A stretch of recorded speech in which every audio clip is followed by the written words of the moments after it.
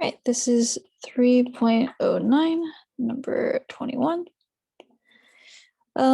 Let's see, I'm going to try to use guide for this. So I could write down all the things that I'm given here. I think it's a little easier to just consider it a free body diagram.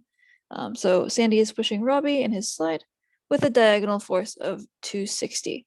Instead of writing the diagonal 260, I'm just going to prefer to draw the 240 from the push and the 100 down. So I'm breaking it down into components like it does on the diagram for me.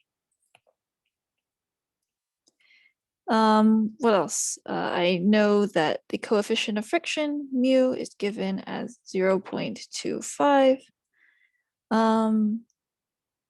Okay, and it's labeled in the diagram that they move for 5 meters.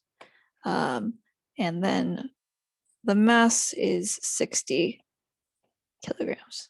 So this is an incomplete free body diagram, but at least I have a start to it. As far as what's not known, it's asking me how fast will Robbie be going after being pushed for 5 meters. So the speed at 5 meters, or whatever you want to call that, V final or anything like that. We have a lot of different tools that we've learned so far. So we've learned things like, E1 plus W is E2. We've learned things like, work is force parallel times displacement. We've learned things like force of friction is mu times the normal force. If you want to get into the details, we've also learned things like, force of gravity equals mass times the acceleration due to gravity. And I guess I'll see if other things come up as I think. I know that I'm finding V, so I probably also want KE because that's an equation that has V in it.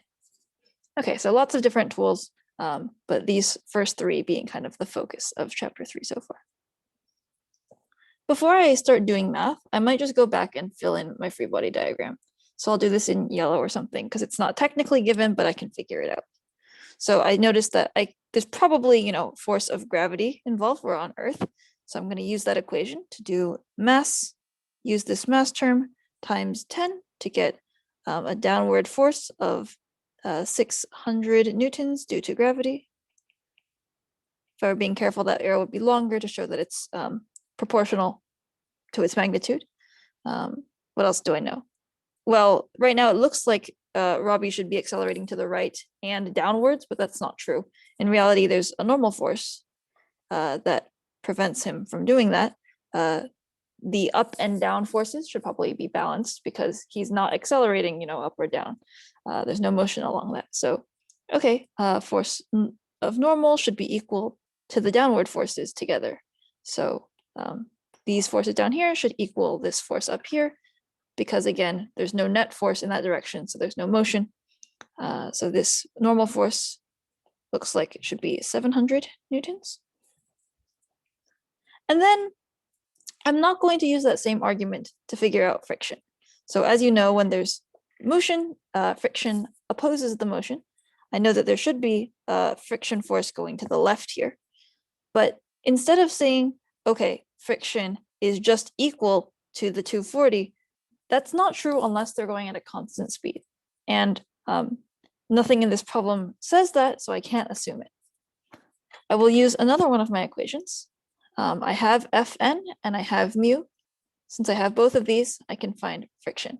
So if I do 700 times 0.25, then I can get, I think, 175 for friction. And now that looks like a much more complete free body diagram.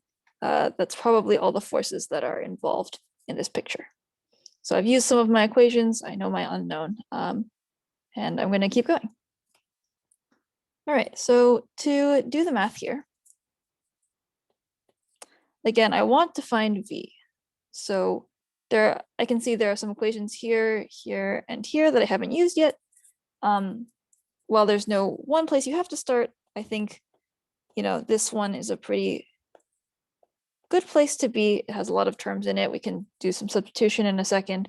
E1, the starting energy, plus the amount of work that happens, because remember, work is force times displacement. So there's definitely some forces going on here, and it's moved. So it's likely that there's work. The starting energy plus the work you did will equal your final energy. Because the problem says it's starting from rest, that means the first energy is 0. You're not moving, so there's no kinetic.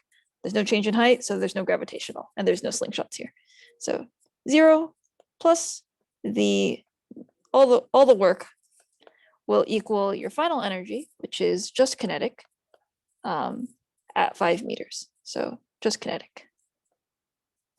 Scroll down a little bit. And then I just need to figure out which forces are contributing to my work here. Again, I'm going to use this equation and see that, well, it should be all the forces that are parallel to the motion. And the motion, again, is going left, right along the x-axis. So all the parallel forces times the displacement. And that should equal 1/2 mv squared. So now I've put together all my equations. I just need to figure out what forces we're talking about here. And everything else I think we can plug in. So again, I'm only going to care about the forces in the left-right direction because that's where the motion is. If you want to label that on your diagram, you know, motion is happening like this. So only forces that are along the x-axis count. So let me write down, you know, it's the force of push in the x direction times the displacement plus the force of friction, which is already in the x direction, times the distance here is 1/2 mv squared.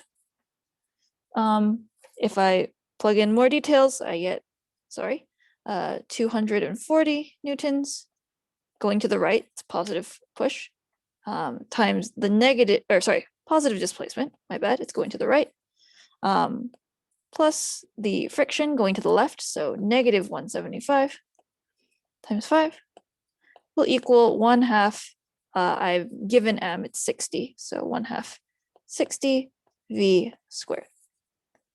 And then with some algebra, we can solve for v. I believe this thing over here simplifies to getting 325. So again, that's an energy, it's 325 joules, is 1/2 times 60 v squared, it's the kinetic energy. If I multiply both sides by 2, divide by 60, and then take the square root, I get that v equals 3.29 meters per second. And as far as a sanity check, that seems pretty reasonable. That's like a walking-ish, fast walking speed. They've been pushing for a while with a reasonable force. So yeah, 3.29.